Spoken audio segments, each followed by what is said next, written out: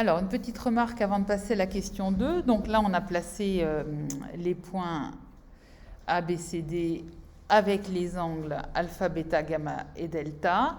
On n'oublie pas de mettre des flèches aux angles et de bien les nommer. C'est intéressant de mettre des couleurs quand on a plusieurs angles comme ça pour pouvoir mieux les repérer.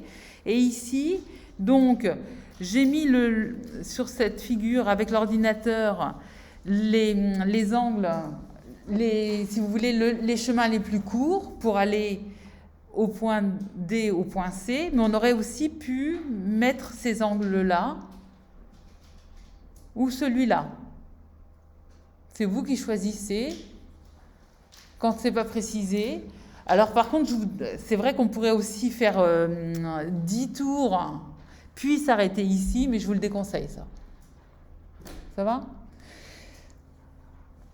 Et donc en fait, que vous ayez mis cet angle-là comme angle delta ou celui-ci, il n'y en a pas un qui est meilleur que l'autre.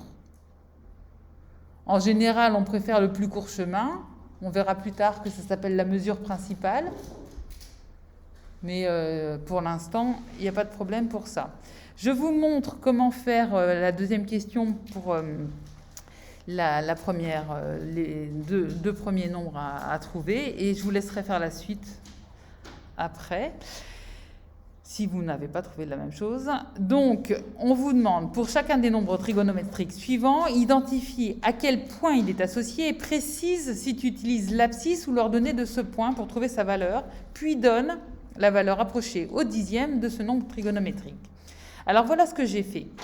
Pour sinus alpha, le sinus de l'angle alpha. Donc, l'angle alpha, il est ici. Son sinus, je le lis en cherchant l'ordonnée du point A. Donc ici, je n'ai pas fait de grande phrase, j'ai simplement utilisé le langage mathématique. Le sinus de alpha, il est exactement égal à l'ordonnée du point A. Donc c'est pour ça qu'ici, j'ai écrit sinus alpha égale y indice A, pour dire que c'est l'ordonnée du point A. Et après, l'ordonnée du point A, eh bien, je regarde. L'ordonnée du point A, je vois qu'elle est à peu près ici. L'ordonnée du point A. Donc ici, il aurait fallu que je rajoute au niveau de... Quand on dit laisse les traits de construction, donc il aurait fallu que je rajoute ici pour avoir l'ordonnée du point A, que je rajoute ça. Hop. Normalement, ça doit apparaître, voilà. L'ordonnée du point A, ici. Et j'essaie d'être le plus précis possible au dixième près. Et si vous êtes suffisamment précis, vous devez trouver 0,7. Ça va ? Au dixième près.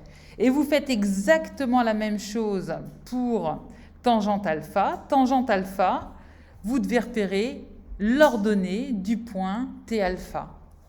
L'ordonnée du point T alpha. Donc c'est pour ça qu'ici, il y a marqué Y. On ne voit pas, mais c'est légèrement en indice T alpha. C'est bon ? Et vous devez trouver environ 0,9. Vous faites la même chose pour les autres nombres trigonométriques, à moins qu'il y ait des questions. Oups, là j'ai déjà dévoilé ça. Non ? Des questions ou pas ? Alors je vous laisse terminer.